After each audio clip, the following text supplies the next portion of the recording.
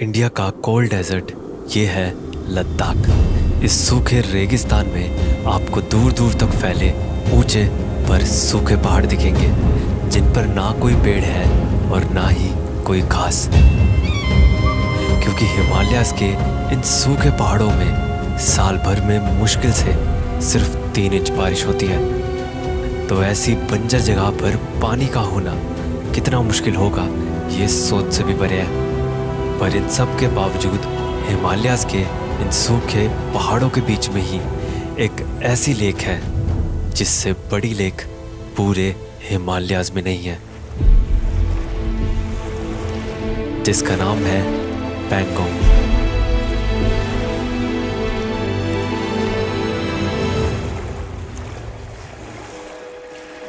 13,000 feet की height पर पहाड़ों के बीच में बसी ये समंदर जैसी लेक इतनी बड़ी है कि इतनी दूरी में तो आप मुंबई से पुणे तक पहुंच जाएंगे, पर ये लेक तब भी ख़त्म नहीं होगी, क्योंकि ये लेक 160 किलोमीटर लंबी है और इसकी ये लंबाई ही इसे इतना खास बनाती है।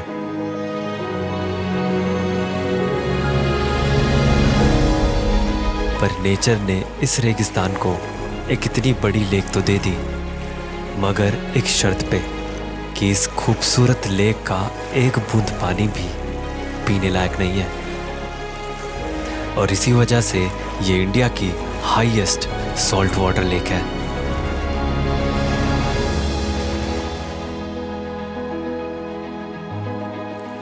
तो अभी मेरे पीछे है the legendary Pangong lake. Legendary मतलब ये सच में एक लेजेंड है यार, क्योंकि इतने कोल्ड डेजर्ट में मतलब पूरा सूखा एरिया, वहाँ पे एक इतनी बड़ी लेक का होना, 160 किलोमीटर लंबी लेक का होना, मतलब पैंगोंग लेक सिर्फ लेक नहीं है बल्कि अपने आप में एक पूरा का पूरा ओशियन है। इतनी बड़ी लेक है कि इसके साथ साथ 25, 30, 40, 50 किलोमीटर आप चलते रहो, साथ साथ इतने सारे विलेज आते रहेंगे, इतनी सारी सीनरीज बदलती रहेगी, पर लेक हमेशा रहेगी। और ये तो बस इसका 30-40% पार्ट है जो हम देख पा रहे हैं यहाँ से इंडिया में, क्योंकि ये तो इतनी बड़ी लेक है कि इसे पूरे 2 देश लग रहे हैं संभालने के लिए। पूरे ब्राउन लैंडस्केप पे ये ब्लू पानी बहुत खूबसूरत है। ऊपर से देखकर पता चलता है कि ये खूबसूरत लेक कितना दूर तक फैली है। ईस्ट लद्दाख की कराकोरम रेंज से शुरू होकर ये जाती है वेस्ट तिब्बत तक, और इस पूरे सफ़र में इसके कई बार नाम भी बदलते हैं, जिसमें से भारत की तरफ की लेक को पैंगोंग कहा जाता है, वहीं तिब्बत में इसे सोन्याक और रुमसो जैसे नाम से जाना जाता है। पर पैंगोंग लेक के साथ जो विलेजेस हैं वो इसकी खूबसूरती को और भी बढ़ा देते हैं। आज पैंगोंग की इतनी पॉपुलैरिटी होने के बाद भी यहाँ का ये खूबसूरत विलेज आज भी अनजान है, जिसका नाम है मेराक।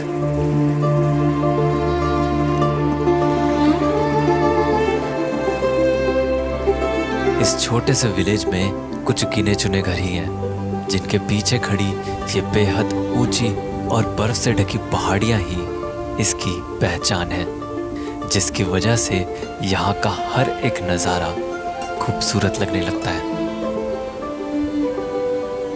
और लेक होने की वजह से यहाँ ग्रीनरी भी है, जो इन सूखे पहाड़ों में एक अलग ही जान डाल देती है।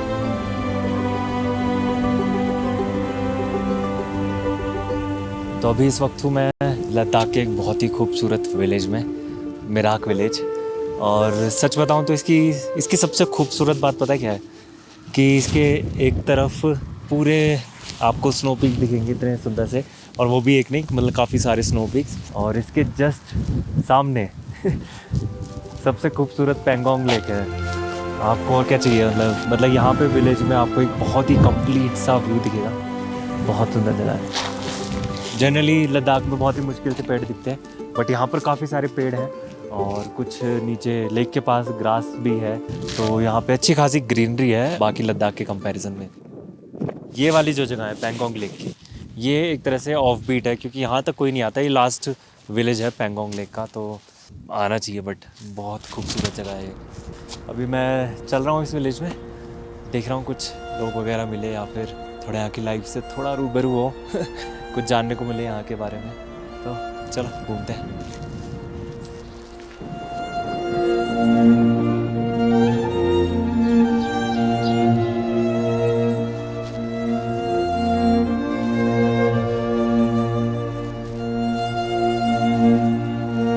तो मेराक में यहाँ पे थोड़ी थोड़ी दूर पे कुछ इस तरह के मड हाउसेस बने हुए हैं, और बनने की वजह तो आपको पता ही है कि ये पूरा कोल्ड डेजर्ट है और मिट्टी बहुत ज़्यादा तादाद में अवेलेबल है, इसलिए सारा घर मिट्टी से और थोड़ी सी लकड़ी के खिड़की दरवाजे बनाए हुए हैं इन लोगों ने। और ये बहुत अच्छे से गर्म भी रहता है, क्योंकि यहाँ पे अभी आप देख रहे हो जैसे कितनी तेज़ हवा चल रही है, और ये तो गर्मियों की हवा है जो कि वो भी इतनी ख़तरनाक है, इतनी ज़्यादा ठंडी है। तो सर्दियों में क्या हाल होता होगा। तो इसलिए इसमें अच्छे से वो इंसुलेटेड रहे मिट्टी के घरों में, इसलिए इसकी इतनी मोटी मोटी दीवारें बनाई जाती है मिट्टी की।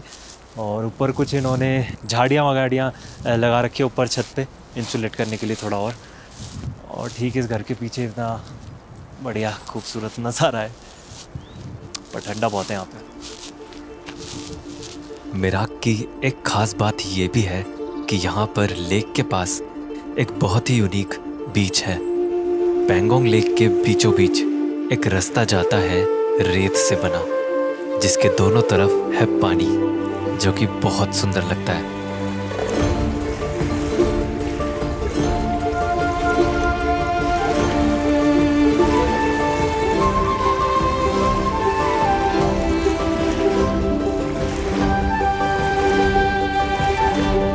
तो मुझे ये समझ नहीं आ रहा कि पैंगोंग लेक को इतना अंडर एस्टिमेट क्यों किया हुआ है लेक कह के।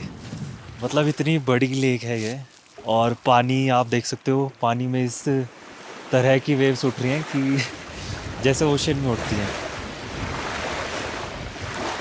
और कौन सी लेक में बीच होता है मतलब इतनी सारी खूबियाँ हैं इसमें, और इसे लेक कहा जाता है। मतलब ये तो पूरा ओशियन है यार कसम से, या तो ओशियन लेक है ये, या फिर ये ओशियन है, सिर्फ लेक तो नहीं है।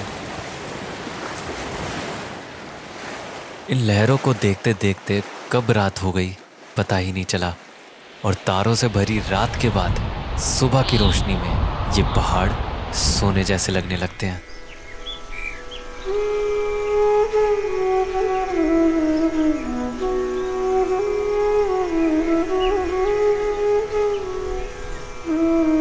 काराकोरम रेंज का ये खूबसूरत पहाड़ है कंगजू कांगड़ी, जिसे यहाँ से देख के ऐसा लग रहा है कि बस अभी छू दो, पर इसकी हाइट 22,000 फीट से भी ज़्यादा है। वहीं पहाड़ों की दूसरी तरफ जब मैंने लेक की साइड देखा, वाह,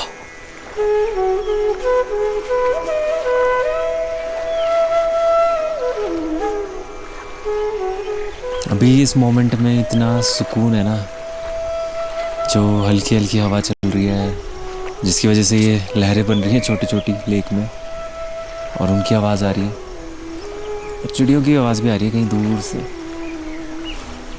और सामने सनराइज। परफेक्ट मोमेंट, बहुत सुकून है इसमें।